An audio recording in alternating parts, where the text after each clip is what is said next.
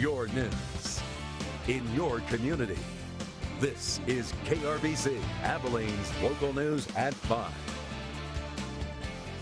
But we want to get that out there that this was not racially motivated. It wasn't over religious beliefs. There was a domestic situation going on within the family and the in-laws. From 18 months to 77 years, age also not a factor, as at least 26 people are now confirmed dead in the aftermath of yesterday's Sutherland Springs church massacre. Today, we're continuing to learn more about the man and the motive. Good evening. I'm Samantha Jones. And I'm Randy Turner. Thank you very much for joining us. A 5-year-old boy from San Saba now fighting for his life after surviving yesterday's church massacre in Sutherland Springs, Texas. According to reports, Ryland Ward was shot 5 times by Devin Kelly when he opened fire in the Baptist church. Ryland's stepmother and his 2 sisters did not survive the shooting. And today, flags in the key city and across the state lowered to half-staff as we honor and remember the more than 24 lives senselessly taken in yesterday's massacre. And while officials are still trying to uncover a motive for Sunday's shooting, here's what they've gathered so far. This man seen here on your screen is 26-year-old Devin Patrick Kelly, the man police say is responsible for taking the more than 24 innocent lives, making it the deadliest mass shooting in Texas history. As of right now, authorities have reason to believe that a domestic situation between Kelly and his in-laws who attended the Baptist church is what led to the shooting. Investigators confirming Kelly had been sending his mother-in-law threatening text messages. We are also learning Kelly was shot by an individual who was in the church at the time of the shooting, but was able to get away. He was later found dead in his car after losing control and driving into a ditch. It's unclear if it was by the initial wound or a second self-inflicted gunshot wound. While fleeing the scene, Kelly was chased by some Sutherland Springs residents. We're now hearing what prompted the men to pursue the shooter. It was briefly told to me as the gentleman was jumping in my truck that he just shot at the church, and you don't have to hear more than that. As we have been following this coverage for you here from Abilene, our Wes Rappaport has been down in Sutherland Springs covering this story since it broke. He joins us now with the latest details. Wes? Hi there, we're learning more information about what could have possibly motivated this shooter to carry out the attack here at this church in Sutherland Springs. 26-year-old Devin Patrick Kelly of New Braunfels is the man who DPS says carried out this attack. We're told that this was a domestic situation and that his mother-in-law attended the church here. We understand from investigators that the shooter had sent threatening texts to his mother-in-law and that this was not about religion, this was not about radical beliefs, that this was a domestic situation here. DPS also says after the scrum with the 2 people who chased him down the road 10 or 11 miles into another county, the shooter called his dad and said he had been shot and wasn't sure if he was going to survive. What was going through your mind while all this was happening? To get this guy. You don't shoot up anywhere and get away with it. Were you aware that he shot inside the church or after? No, it was briefly told to me as the gentleman was jumping in my truck that he just shot at the church, and you don't have to hear more than that. We will, of course, continue to follow the latest developments in this case and bring you what we know here from Sutherland Springs. Reporting in Sutherland Springs, Texas, I'm Wes Rappaport, KRBC, Abilene's local news. Wes, thank you. All afternoon, FBI agents combing the fields around the church looking for anything that can offer more answers to those affected by this tragedy. And several questions now swirling about the firearms used in this crime. Many wondering how many there were and if they were obtained legally. What we know is that he bought 4 weapons in total.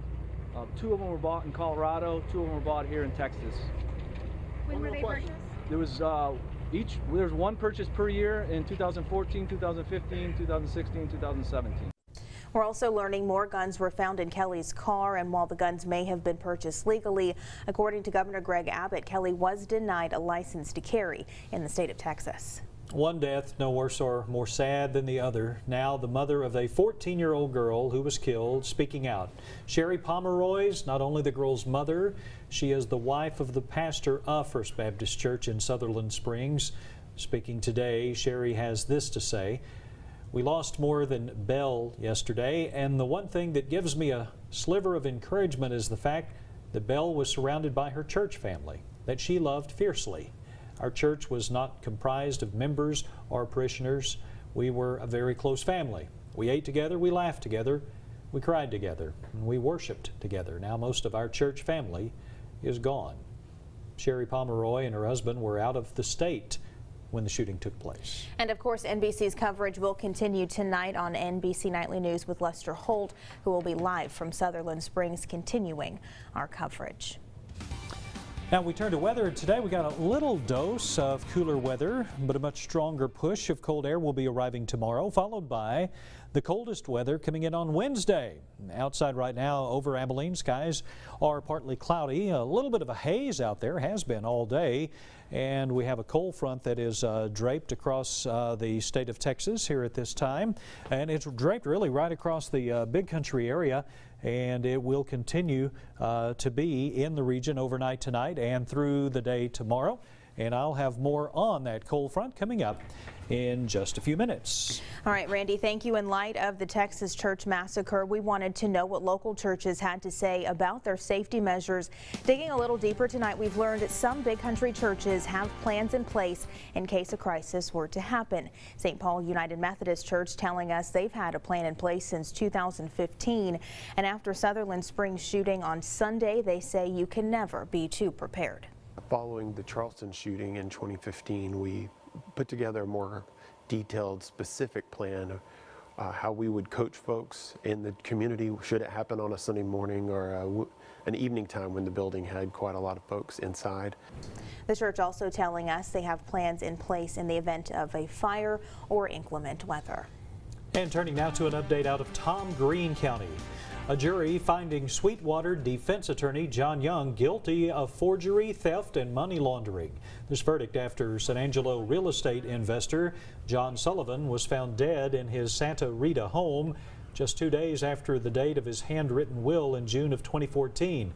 Jurors learned Young spent more than $1 million in personal expenditures after a probate hearing gained him access to Sullivan's $8 million estate. Young's sentencing phase still underway.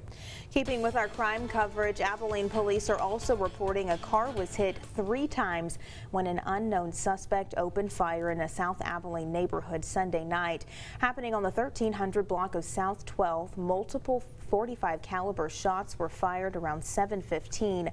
A suspect has not been identified.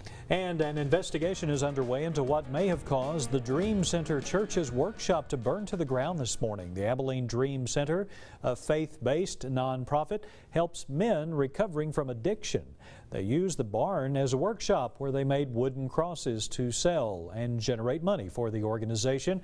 According to the pastor, $6,000 was needed each week to run the ministry, and the crosses accounted for about $4,000. The loss of the structure, something he says is saddening for their group. I have a lot of good memories out here, and so it means a lot to me, and it hurts a lot to see it like this. I was really task-oriented when I came to the Dream Center. I always wanted to do something.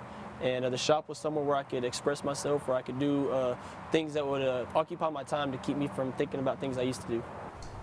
Abilene fire crews responded to the flames, and according to them, the building is a complete loss. All new today at 5 on Abilene's local news. Daylight saving time hit this weekend, giving us all an extra hour of sleep. But with that extra hour means it's also getting darker earlier, something many of us may not mind. But for farmers around the area, they say the sun going down earlier makes it a bit tougher for them to do their jobs. Whenever it gets dark, we kind of tell everybody start paying attention, watching where people's at, because, it gets pretty dangerous out here at pretty dark, especially when you're 10 miles from town or any kind of light fixture. It can get pretty black. He also says the cooler fall temperatures bring dew, which delays their ability to strip the cotton. Happening in the Key City, a few Abilenians are cutting the cord, learning how to stay up to date with today's fast-paced technology. Texas Tech University Health Sciences Center teaching adults 50 years of age and older.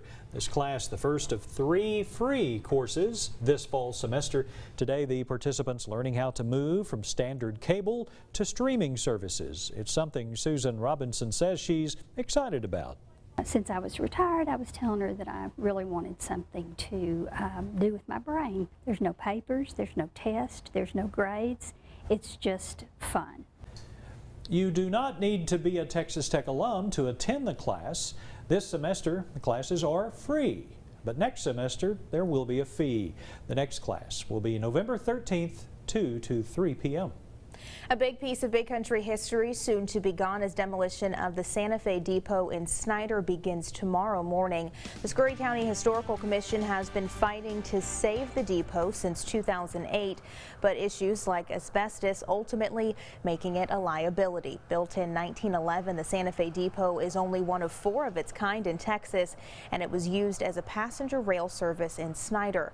Members of the Historical Commission say it's a tough loss. It's hard. It's hard to know that our community is going to lose an architecturally as well as a historic building. Lubbock, Sweetwater, and Post all had similar depots. After tomorrow's demolition, the one in Post will be the only one still standing. Coming up on First at 5, the House GOP revealing their proposed tax plan last week. Tonight, they're moving forward in the rewriting of the code. What this means for us taxpayers. It is time to get out the coat, even dust off your rain boots. Much colder temperatures and rain in my forecast up next. This is KRBC, Abilene's local news at 5 with Samantha Jones and Chief Meteorologist Randy Turner.